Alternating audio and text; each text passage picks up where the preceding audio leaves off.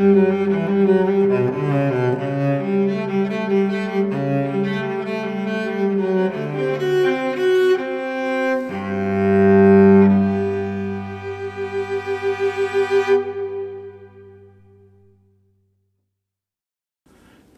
y bienvenida a una emisión más de su programa Perspectivas aquí en Rompeviento TV.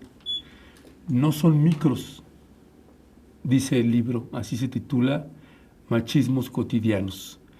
Y en esta ocasión nos acompaña Claudia de la Garza, coautora de este libro que le estoy presentando a usted. Y estos son mis apuntes que tengo de la lectura que hice con este valioso libro.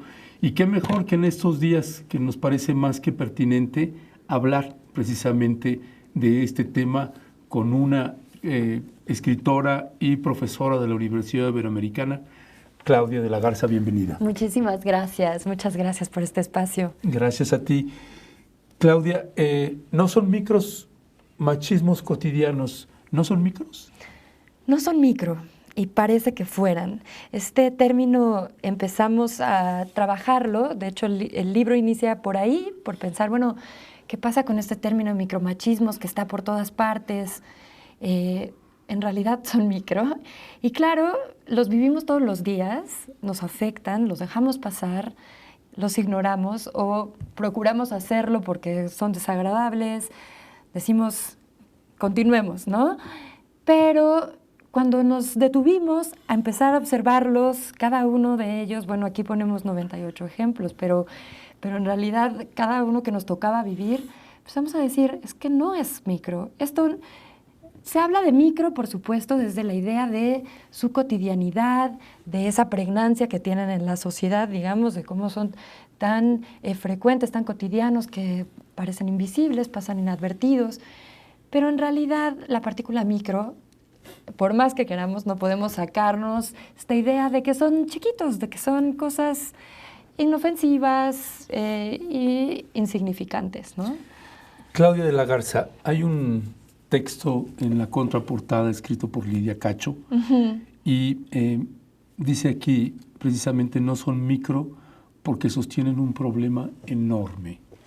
¿Cuál es ese problema enorme desde tu mirada, desde la mirada tuya y de Heréndira Derbez, que es la otra coautora? Heréndira es la coautora de este libro y además también la autora de las hermosas viñetas y súper poderosas viñetas que lo acompañan. Nos parece que esto no solo es un problema, son muchos, son diversos y están por todas partes, ¿no? Sí. En realidad, estas ideas, estos gestos, estas conductas que implican estos machismos cotidianos, que pueden resultar algo que queda entre nosotros, ¿no? El decir, sí, claro, las mujeres no pueden, o no está mal para ser mujer, o esto implica también en la forma en que yo puedo acceder a la justicia, en que puedo acceder a sistemas de salud, en que soy tomada en cuenta en un trabajo, en cuánto se valora ese trabajo que hago. Es decir, al final, estas ideas, estos prejuicios, estos estereotipos sostienen una sociedad desigual, una sociedad de desventajas. Sí, y fíjate, mira, hace unos días tuvimos una mesa precisamente sobre feminismos, los feminismos y cómo enfrentan la violencia feminicida. Y eran 4 mujeres maravillosas, expertas, hablando del tema de una manera muy concreta, muy clara. Y cuando nosotros revisábamos los comentarios, en nuestras redes sociales, en YouTube, yo creo que un 70% son descalificaciones a las compañeras, ¿no? Súper fuerte. Y súper fuerte, con unos adjetivos calificativos que se repiten constantemente, feminazis, y ahora que está en boga la campaña de destructoras y demás. Claro, vándalas. Y traigo esto a cuenta porque el libro que ustedes escribieron se agradece también porque ustedes hacen una investigación de campo y no hay nada de ficción, sino todo lo hicieron real. Platícanos cómo fue esa idea, cómo empezaron a concebir este tipo de trabajo y qué descubrieron ahí. En realidad el trabajo comenzó desde nosotras. Digo, es verdad que cada quien puede hablar desde el lugar desde donde se sitúa. Nosotras somos mujeres desde la academia que nos conocimos, aunque es un libro no dentro de este contexto, pero sí somos mujeres blancas de clase media, es decir, tenemos un lugar en donde estamos situadas. Un cierto privilegio. Con privilegios y que tratamos de, primero partir de estas experiencias que vivimos, pero llevarlas más allá, tratar de hablar, conversar con otras mujeres, con otros hombres también, porque al final los machismos nos involucran a todos y a todas. Sí. Y entonces era empezar a conversar. Nos pasaba que íbamos en el camión, que íbamos en el taxi, en donde fuera, y escuchabas en el radio alguna cosa. Hay varios que salieron ahí de declaraciones muy contundentes, ¿no? Que escuchábamos en el radio y decimos, esto no puede estar pasando. No. Sí. Y este tipo de información empezamos a ver todo con estos ojos. Fue un momento muy... Al final terminas enojándote, es difícil porque de pronto ese dejarlos pasar es un área de confort también. Sí. Miren, el libro que escribieron Claudia de la Garza y Heréndira Derbez, esto no son machismos cotidianos, es muy valioso también porque ellas están haciendo un trabajo en donde no hay ficción en el contenido, sino son historias reales. Y lo que hacen es escudriñar en esto que ya normalizamos nosotros y particularmente, no solamente las mujeres, los hombres, ¿no? Los agresores, ¿no? Porque ese es, en términos reales, nosotros somos los agresores. Entonces, es muy valioso aquí el trabajo que ustedes hicieron y que yo les celebro, porque además usan un lenguaje sencillo, ¿no? De pronto en el mundo del feminismo y de los feminismos, como platicaba con las compañeras en la mesa, de pronto el lenguaje dentro del feminismo ya lo tienen muy conceptualizado, pero para Juan Pérez o doña Rosita, pues no se entiende el lenguaje y ustedes lo que hacen es empezar a poner ejemplos. Entonces tienen 98 pequeñas historias y para que la gente tenga una idea de eso, si me permites, claro, me gustaría que nos puedas contar, elegí 5 pequeñas historias que nos puedas contar para que la gente sepa de qué va el contenido del libro. ¿Te parece? Por supuesto. Ok. Mira, de las 98 experiencias que ustedes cuentan ahí, está la del capítulo 30, que es la voz de los expertos, ¿no? En espacios académicos. ¿De qué va este cuento aquí? Va precisamente de esta voz de la autoridad que siempre ha sido desde lo masculino, desde Occidente además, ¿no? Esta voz blanca, masculina, que por alguna razón puede opinar de todo y ve todas las cosas más allá del lugar donde esté situado. Y hay una gran frecuencia en donde se discuten ciertos temas, en donde las mujeres o la voz de las mujeres es dejada de lado, en donde entran también otros machismos que también ahí incluimos, como las interrupciones o estas explicaciones no deseadas. Pero en estos espacios académicos o estos espacios de expertos, que a veces, por ejemplo, en los medios, no hace mucho hubo una mesa sobre el aborto en donde todos los integrantes eran hombres, sí. Y que decías, bueno, ¿qué pasa aquí, no? ¿De qué estamos hablando? Del cuerpo de las mujeres desde otro lugar, ¿no? Entonces, creo que son estos espacios que hay que empezar a criticar y señalar, ¿no? Al contrario de lo que hacían entonces. Y esto que decías, ¿no? De cómo usamos un lenguaje, una descalificación, que ya no se ve, que la gente ya no la percibe. Ya no la percibe, es como esto pasa mucho, por ejemplo, también en las figuras del médico, en la figura del arquitecto, en la figura de... Son ellos los que van a saber, ¿no? Entonces, a veces puede llegar una mujer arquitecta a una obra y es como... Bueno, pero tú eres la asistente, ¿no? O incluso esas figuras de autoridad en campos laborales en donde una mujer está a cargo y te dicen, bueno, pero quiero hablar con tu jefe. No tú, no, con tu jefe. Como que el que sabe. El que va a poder tomar decisiones, ¿no? Claro. Hay otra anécdota que cuentan ahí, otra historia, Claudia de la Garza, que es en el número 37, entre más bonita, más idiota. O sea, estos mitos que ya nos compramos, y que, pues ahora sí que pobres de las bonitas, porque ya pasaron a ser todas idiotas. Claro, pero que es una serie de contradicciones sobre el cuerpo femenino en realidad ahí. Es decir, se busca una mujer o se pretende modelar una mujer, siempre la exigencia al cuerpo de la mujer es que sea lindo, que sea bonito, que te cuides desde niña para que no comas lo que no debes, que no engordes, que tengas un bonito cuerpo, ¿no? ¿Y para qué? Para ser mirada, para el deseo de los hombres, ¿no? Sí, sí. Y por otra parte está el que no pienses demasiado, precisamente con la intención de que no opines, de ser controlable, la verdad es esto, de ser sumisa, en fin. Entonces, cuando hablamos de esta bonita pero idiota, en realidad tiene que ver con una construcción en donde se habla de esta mujer superflua que solo le importa el físico, pero y es criticada por eso, además. Ah, claro. Claro. Cuando ha sido toda la educación que has recibido va hacia allá para complacer, entonces son estos cuerpos que deben complacer, pero al mismo tiempo no deben pensar. Y es muy interesante porque además es un rol que muchas mujeres han sabido negociar con eso, nada tontas, digamos, sino que al contrario, una empieza también a trabajar desde esos espacios o de esos ámbitos y los espacios de posibilidad que te da la vida, ¿no? Entonces, ese trabajo de ir y sacar esos espacios de poder, digamos, cuando estás relegada o la idea del sistema ha sido relegarte a la no opinión, es solo ser un objeto de deseo. Calladita más bonita. Calladita te ves más bonita. Una tienes que estar bonita y si estás calladita, más bonita. Claro, ¿no? claro. 56, historia 56. Que eso lo viven muchísimo toda la gente que sigue yendo a los antros, los jóvenes, ¿no?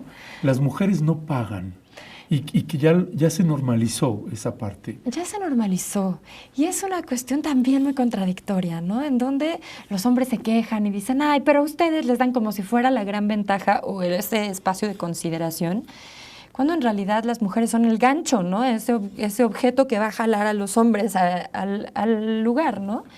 Entonces, resulta en un lugar con un planteamiento machista, o si no te gusta estar en un lugar con este planteamiento machista, en vez de quejarte por pagar, deberías irte, es decir, señalarlo, ¿no? Eso es un poco lo que queríamos ahí retratar, porque en realidad son estos espacios justo en donde con este planteamiento de las mujeres como objetos, se llama a los hombres y los hombres luego se quejan de que son los que tienen que pagar y les toca toda esta carga, ¿no? Hay que ver que todos estos machismos tienen sus caras, ¿no? Y sus lugares de tensión, ¿no? Son machismos en donde tanto mujeres como hombres somos limitados y puestos a un rol y a un estereotipo en donde él tiene que ser pensado como este hombre proveedor que va a gastar, que va a hacer, que va... Y ella tiene que ser como este sujeto para ser mirado, ¿no? Más bien como este objeto para ser mirado. Sí, sí, y no paga. Y no paga, claro. Eres parte del show. Sí, sí. 67.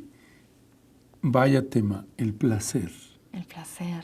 El placer femenino. Hace poco... Contra el placer masculino. Hace poco veía esta serie que habla justo como de los doctores que comenzaron a pensar en la sexualidad en los 60s y a descubrir el orgasmo femenino y cómo no dependía para nada del hombre, ¿no? Y te das cuenta cómo es tan reciente que se empieza a hablar de esto.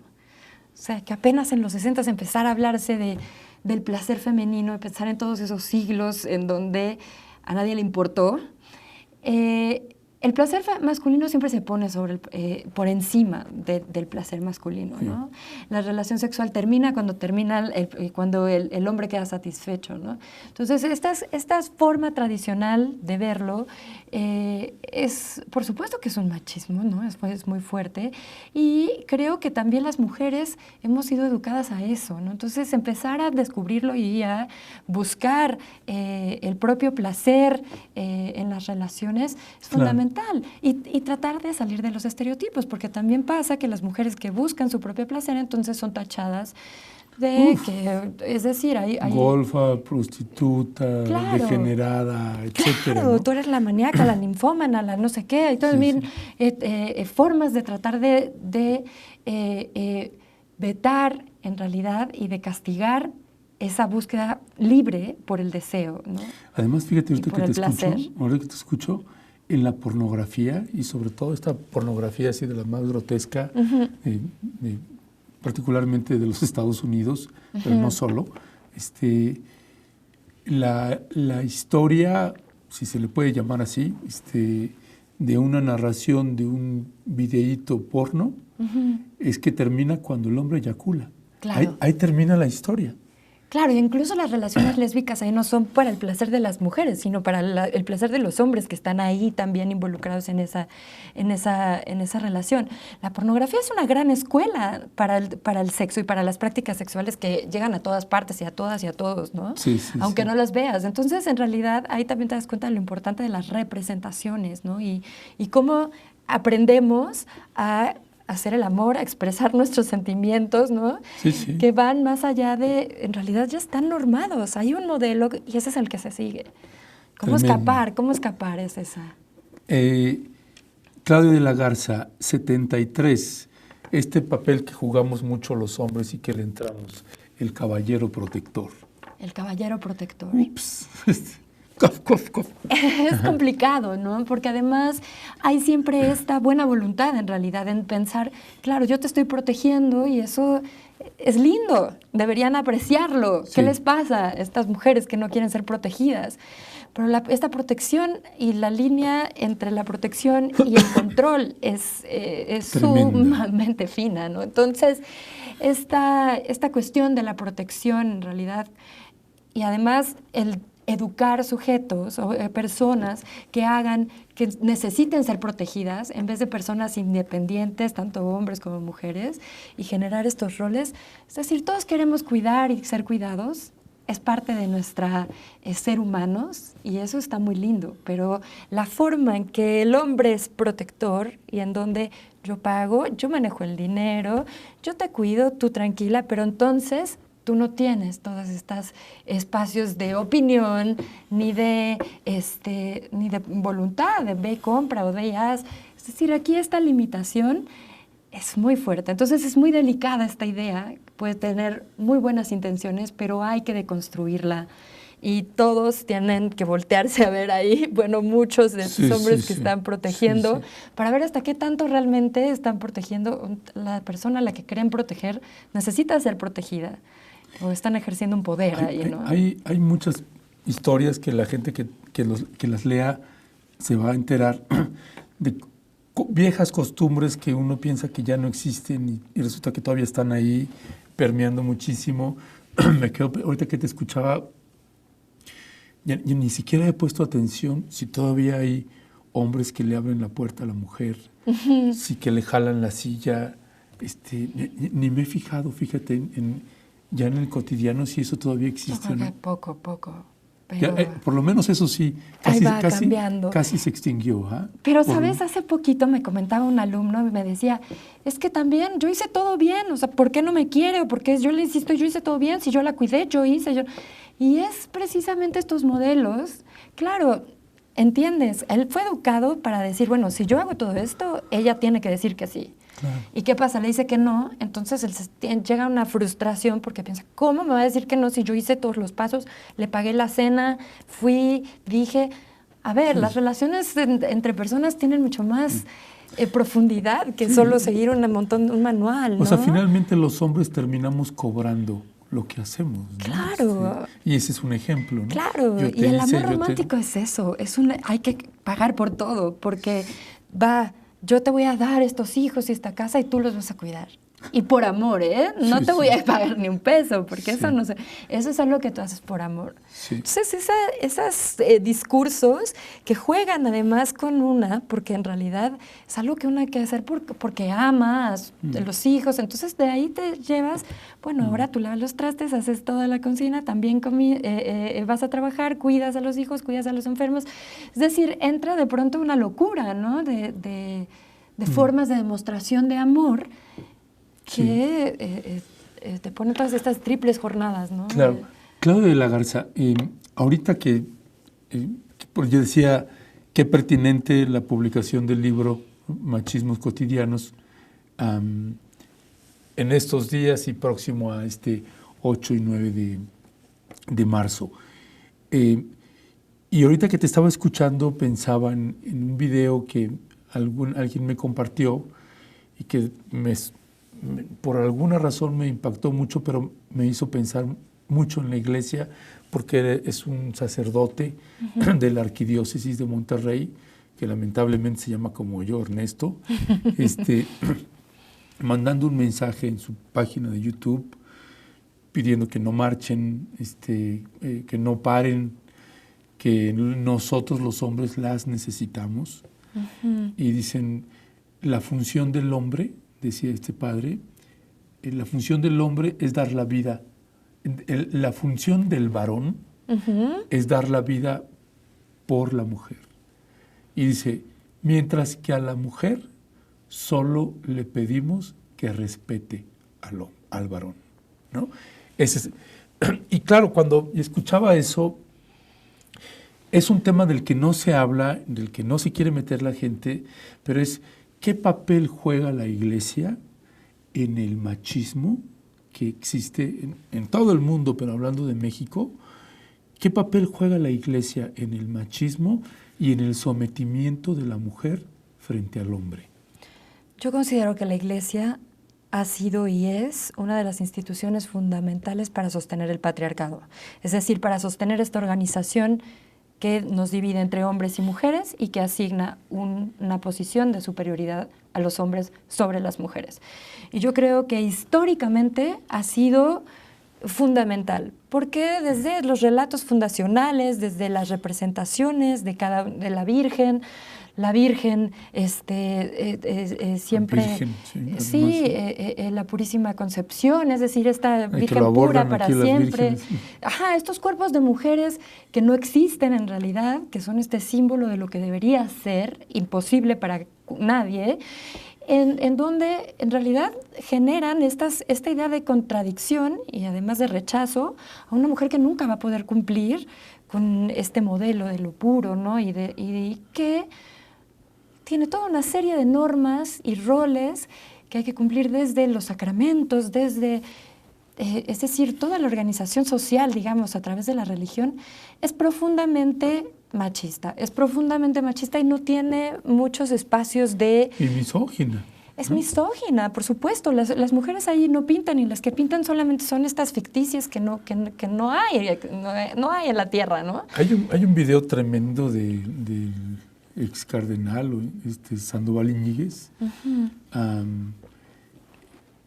Tremendo y casi en la misma línea de este sacerdote de la Arquidiócesis de Monterrey, donde las vuelve a estigmatizar a ustedes, pone como ejemplo en la religión musulmana cómo las mujeres son sometidas, y va poniendo una serie de ejemplos, pero dice, pero en la nuestra, no, miren qué hay libres libertad, son. sí, miren qué libres son, ¿no? Esa concesión. Y en estos tiempos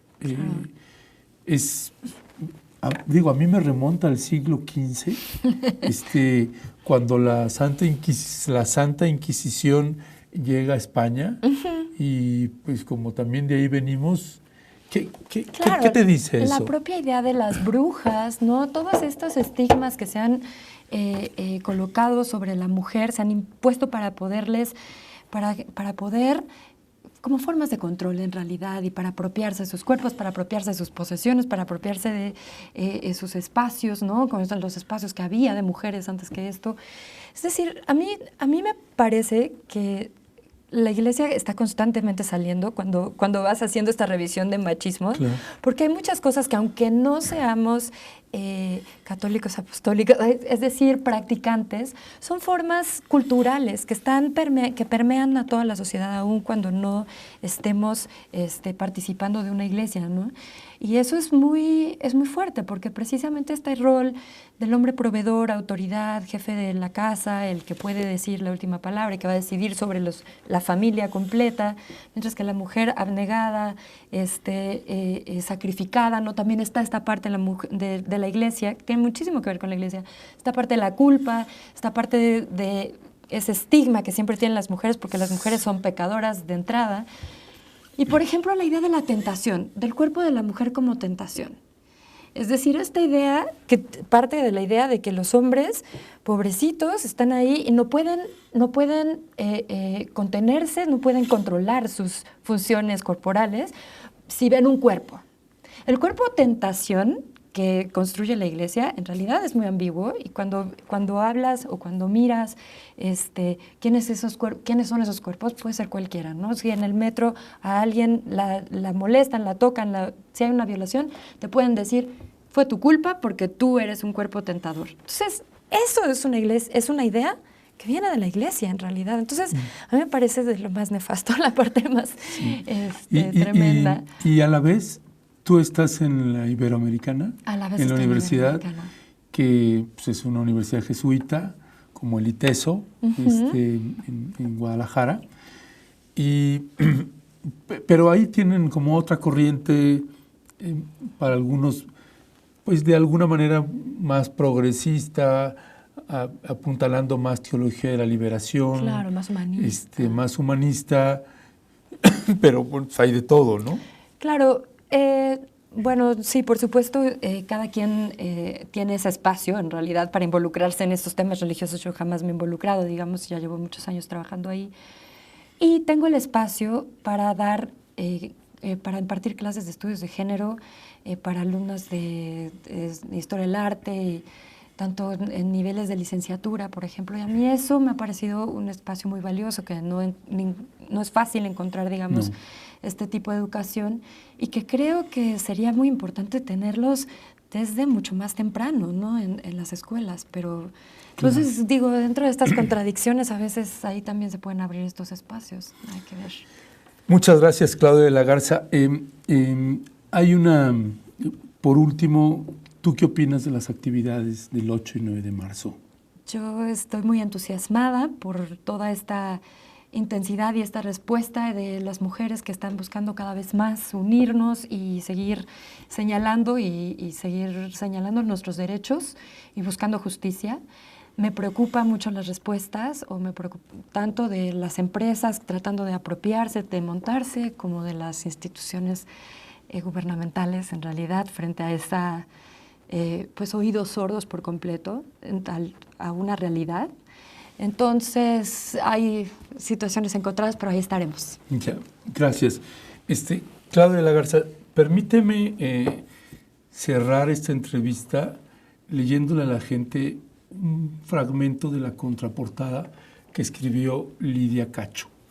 Y mire, Lidia escribe al final de la contraportada: es entretenido, lúcido, implacable, claro, realista y honesto, igual que sus autoras.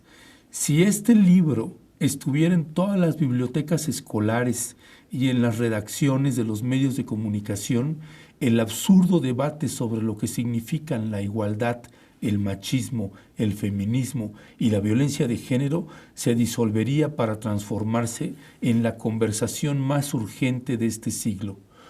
¿Cómo hemos sido y cómo queremos ser?